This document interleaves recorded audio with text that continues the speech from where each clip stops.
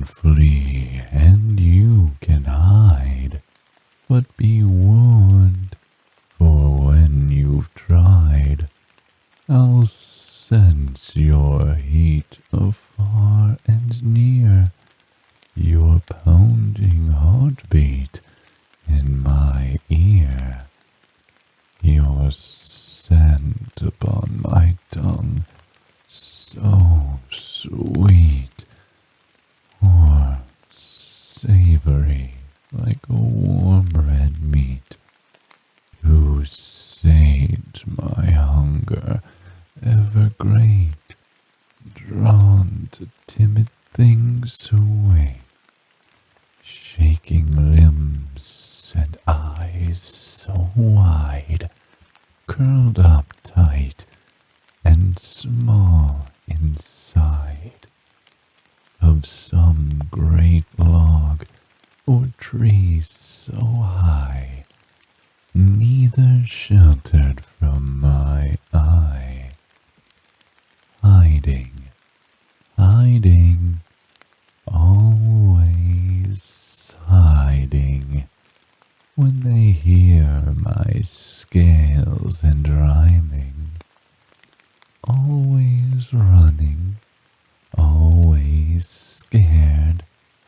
The poor soft things are not prepared for coils tight and squeezing breath from tender lungs until their death.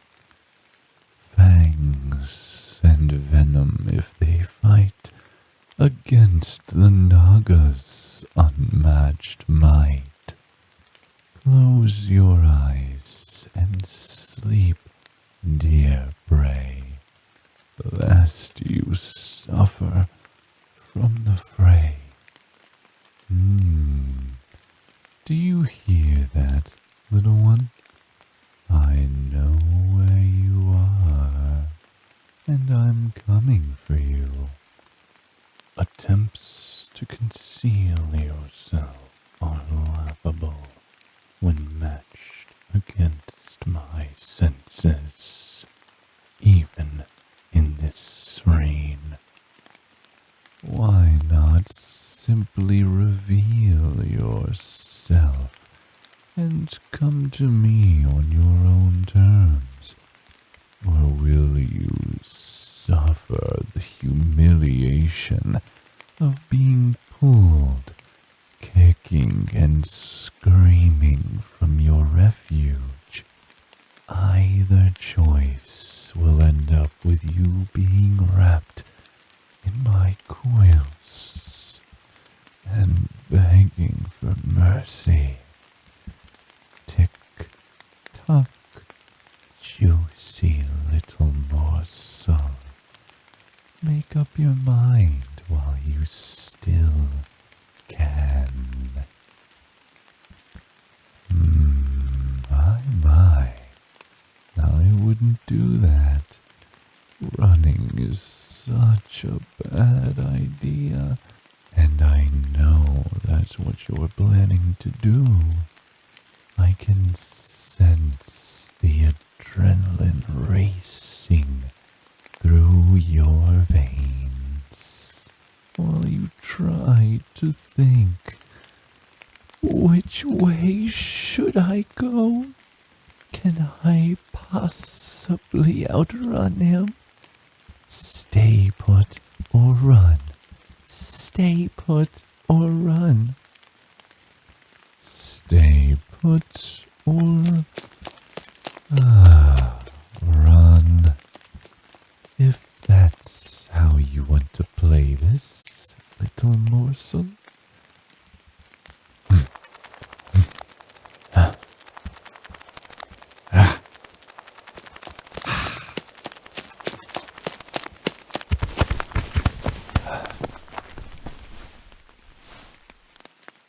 A short chase.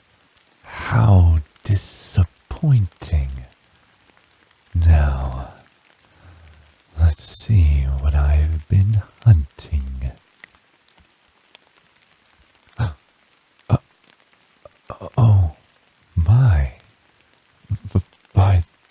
green earth. A sweet little dear boy. I should have known when I saw the flash of that white tail, big tawny ears, short antlers, and those cute little markings on your brown blushed face. Unmistakable. Well now, this is a predicament. I don't consume fellow hybrids.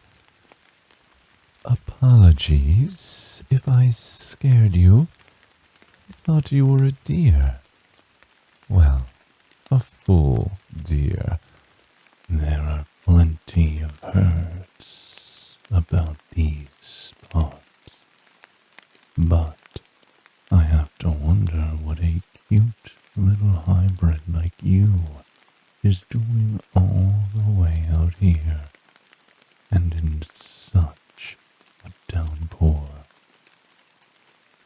Typically, only thieves venture this deep into the vastness of the forest, searching for the ancient lost treasury.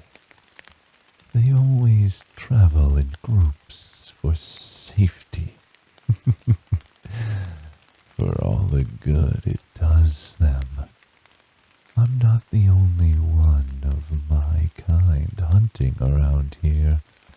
I might draw the line at sentient beings, but most of my kinfolk do not. So sweet, little dear. Can you explain what you're doing in the thickest area of the Forest of Tears? You are trembling in my coils. Have you been wandering deeper and deeper until you had no hope of finding your way out alive? Were you parted from your path by misfortune and got lost, growing more and more frightened and hopeless? Were you waylaid by trouble and forced to flee, winding up so far from the road and so very alone?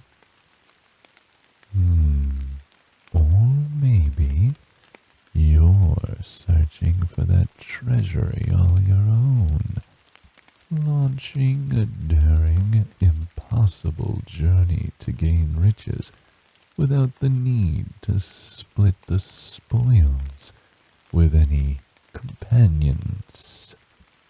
You would be far from the first to attempt something as foolish as that. Not answering, What have you to hide, cute little dear? If you won't answer my simple questions willingly, I'll have to drag the truth out of you another way.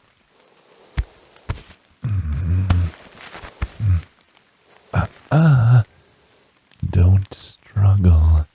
Don't struggle.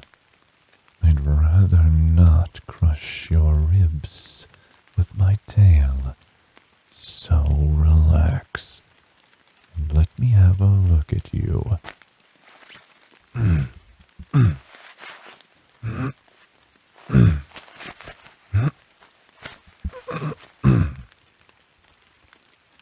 Not much on you, just this bag.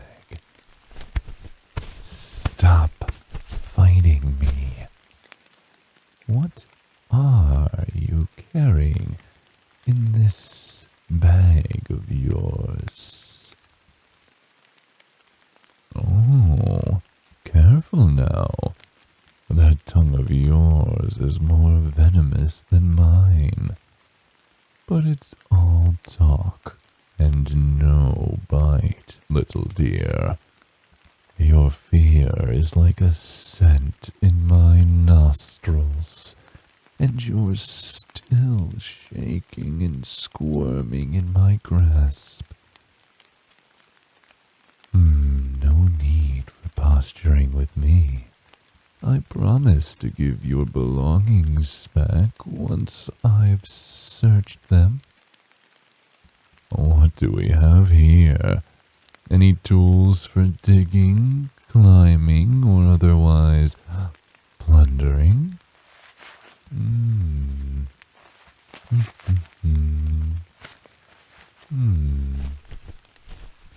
Well, I was not expecting this. There's hardly a crust of bread in here. A few shriveled apples, books, water skin. Is this all you've been carrying on you? Hardly the bag of a brave adventurer. No weapons to be seen, unless you're hiding them on your person.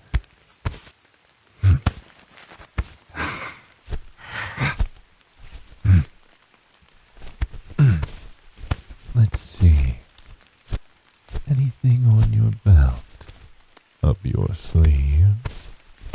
Goodness! What language? Calm down. I have to be sure there's no knife, or sword, or... Well, there's nothing on you. Nothing at all. Just a half-empty bag and these tattered clothes. Let's roll you over on my tail. See if anything is hiding in your pockets. You have anything strapped to your ankles? Hey now. No kicking at me, little dear. No jabbing me with those antlers either. Just let me get my hand into your pockets and see. What did I just tell you? Some thieves hide their weapons beneath their clothes. Let's see if... You cursed little... I warned you. Not so bold with my hand curled around your pretty neck, are you? I could snap it like a dry twig, little dear. Do not make me. I don't wish to hurt you, but I must assess what danger you may pose to the rest of my... Oh, you're not carrying a weapon, but it looks like you've tasted one. That's a deep slash above your knee, and also across your back. I wondered why I smelled blood on you. Seems fresh. Well now, I'm more curious than ever. Okay. I'll roll you upright again, but you're not escaping my grip that easily. You're a trespasser on this land. You're injured, you're tired, and you're all alone. I need to know why. I'd rather not just let you go, for multiple reasons. For one, I hate to see anything suffer a slow death, and in your condition, I feel that will be your end should I release you back into the woods on your own. For another, I'm unsettled at how close to my home you ventured without being dispatched by my kinsfolk. I'm unaware of any making it this far before, whether alone or in groups. I need to know how and why you are here, and I'll do everything I can to get the truth out of you. Shh, little dear. I'm merely going to ask you questions. Let's start with those swoons. How did you suffer such an attack as that and still make it this far on foot?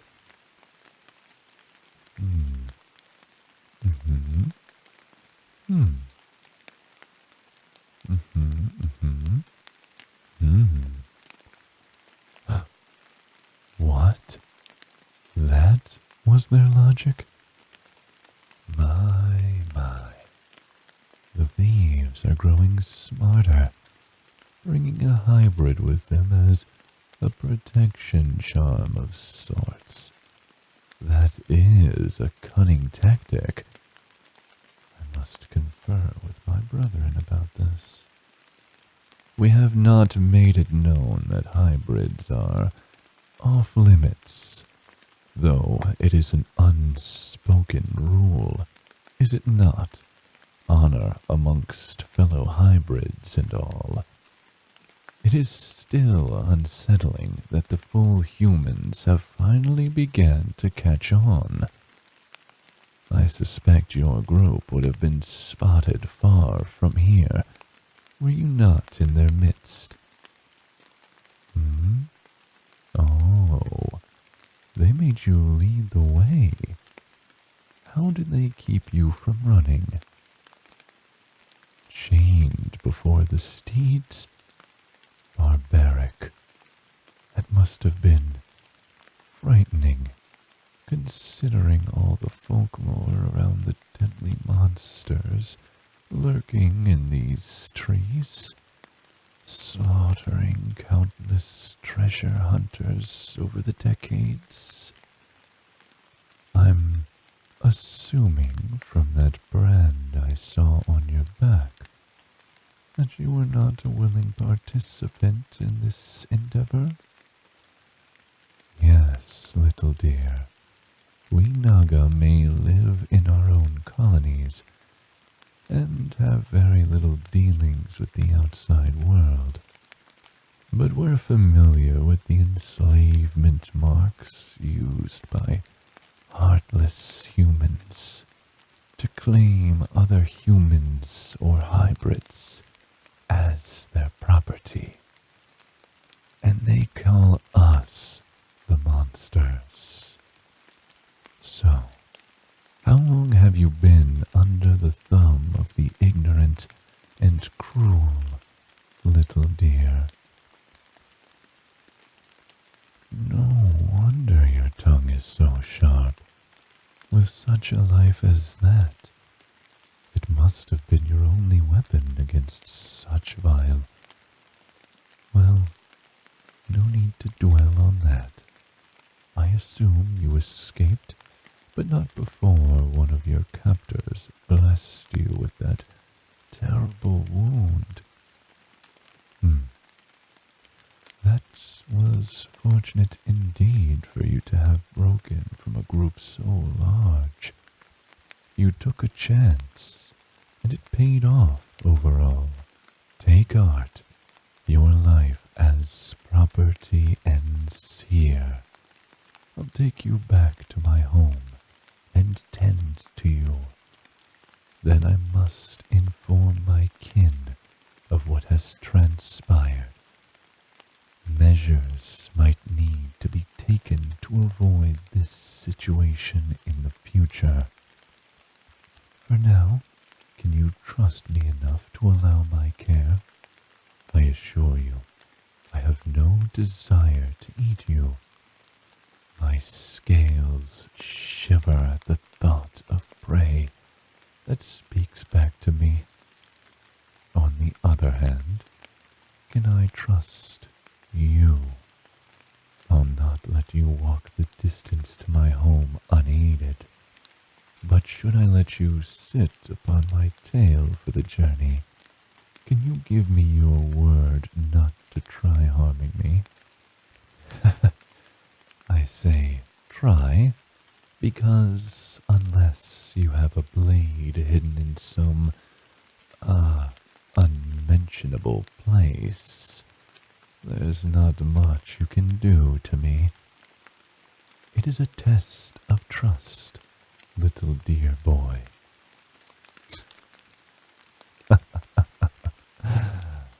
No, I'm not going to hypnotize you.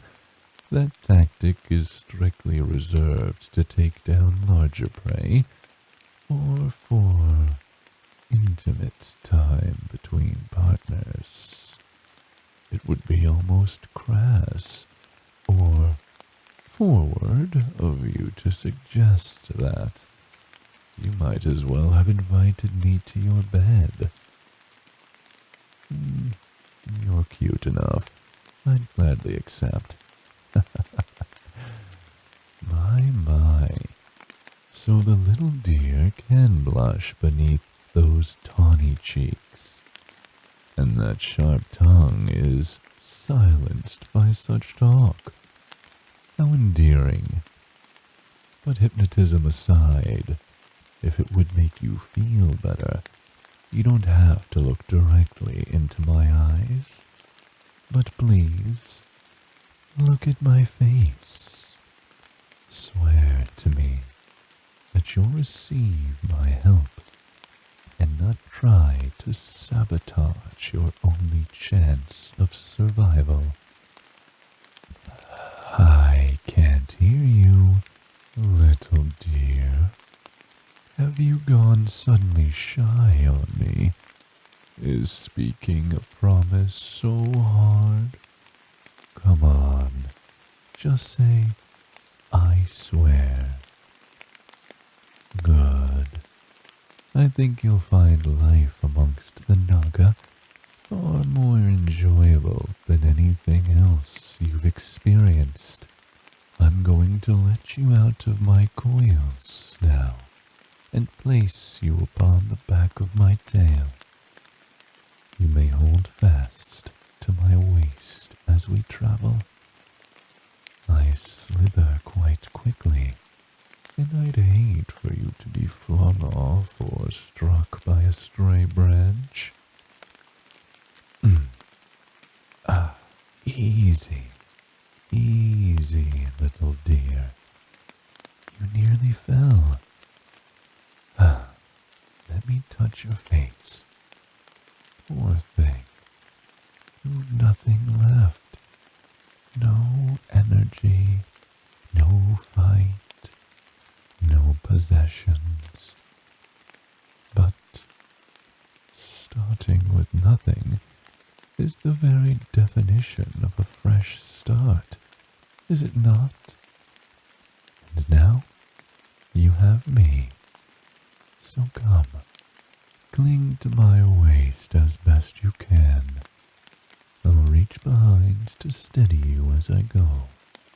If you need me to slow down, let me know. You're mostly warm against me, but you're still too wet and chill to be comfortable. Night is falling. Let us go. If you let me, I'll take such good care of you, sweet little dear.